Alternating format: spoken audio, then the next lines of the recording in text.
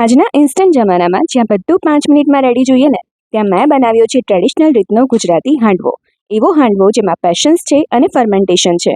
Texture જુઓ, બહારથી crispy, અંદરથી સોફ્ટ અને સ્પોન્જી અને પરફેક્ટલી કુક્ડ. ખરેખર આવા હાંડવાનો ટેસ્ટ કોઈ ઇન્સ્ટન્ટ રેસીપી આપી જ ન શકે. તો ચલો બનાવીએ. તો સૌથી પહેલાં દાળ ચોખા પલાળવાના છે. તો એક મોટા વાસણમાં લીધા છે ચોખા, ચણાની દાળ, અડદની દાળ અને તુવેરની દાળ. પાણી એડ કરીને 2 થી 3 વાર દાળ અને ચોખાને સારી રીતે ધોઈ લેવાના છે અને પાણી કાઢી નાખવાનું છે.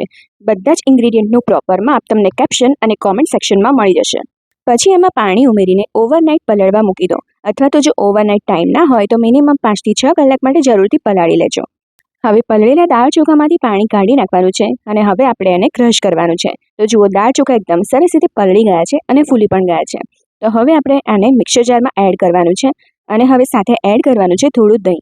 દહીંની ક્વોન્ટિટી તમે તમારા પ્રમાણે વધારે ઓછી કરી શકો છો. જો તમને વધારે ખાટો હાંડવો ભાવતો હોય તો થોડું વધારે દહીં પણ એડ કરી શકો છો, અને ઓછું ભાવતો હોય તો ઓછું એડ કરી શકો છો. મેં હમણાં અહીંયા ઓછું એડ કર્યું છે કારણ કે ઉનાળો છે અને ફર્મેન્ટેશનમાં આમ પણ થોડી ખટાશ આવશે જ. હવે આને અધકચરું ક્રશ કરી લેવાનું છે. જરૂર લાગે તો 2 થી 3 ચમચી જેટલું પાણી અંદર એડ કરવાનું છે. તૈયાર કરેલા બેટરને કોઈ મોટા ડબ્બામાં કે વાસણમાં કાઢી લો. અને હવે એક ઇમ્પોર્ટન્ટ સ્ટેપ, આ બેટરને એક જ ડિરેક્શનમાં લગભગ 1 થી 2 મિનિટ સુધી આ જ રીતે ફેંટવાનું છે. આ નાનકડું સ્ટેપ ફર્મેન્ટેશનમાં ખૂબ જ હેલ્પ કરે છે.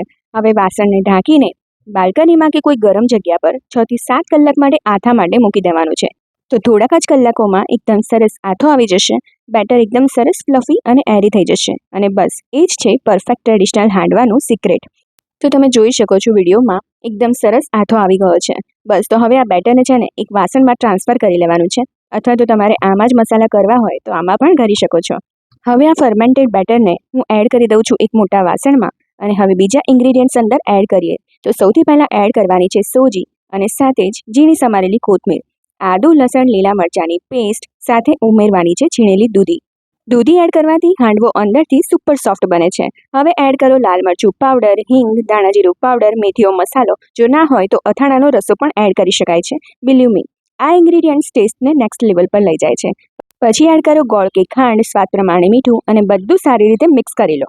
મેં હમણાં અહીંયા દૂધી એડ કરી છે. ટ્રેડિશનલી દૂધી એડ થતી હોય છે હાંડવામાં. જો તમારે વેજીટેબલ હાંડવો બનાવવો હોય તો ઝીણા સમારેલા વેજીટેબલ્સ અંદર એડ કરી શકો છો, સ્વીટ કોર્ન એડ કરી શકો છો, અથવા તો ભાજી એડ કરવી હોય તો પણ કરી શકો છો.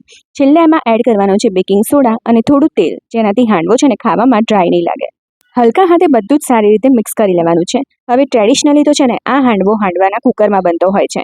એનો ટેસ્ટ એકદમ સરસ રીતે આવતો હોય છે, પણ હમણાં હવે અવેલેબલ નથી હોતો બધા જોડે, તો આપણે એને પેનમાં બનાવીશું. હવે એક નાના પેનમાં કે કઢાઈમાં તેલ ગરમ કરવા મૂકો. તેલ ગરમ થાય એટલે એડ કરવાની છે રાઈ. રાઈ ફૂટે ત્યાર પછી મીઠા લીમડાના પાન અને સફેદ તલ એડ કરવાના છે.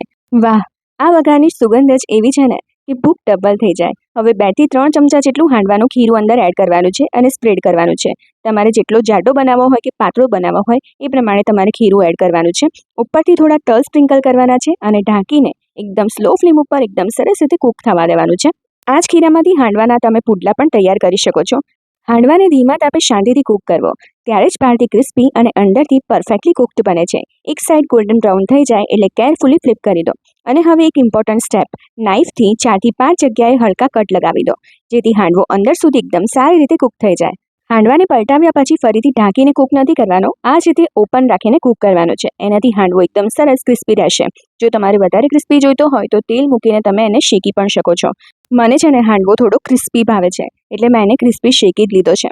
તો હવે આ હાંડવાને કટ કરીને હું તમને બતાવી દઉં કે ટેક્સચર કેવું સરસ આવ્યું છે. એની સાથે મેં એક સ્પેશિયલ ચટણી બનાવી છે, જેની રેસીપી તમને કોમેન્ટ સેક્શનમાં કે કેપ્શનમાં મળી જશે.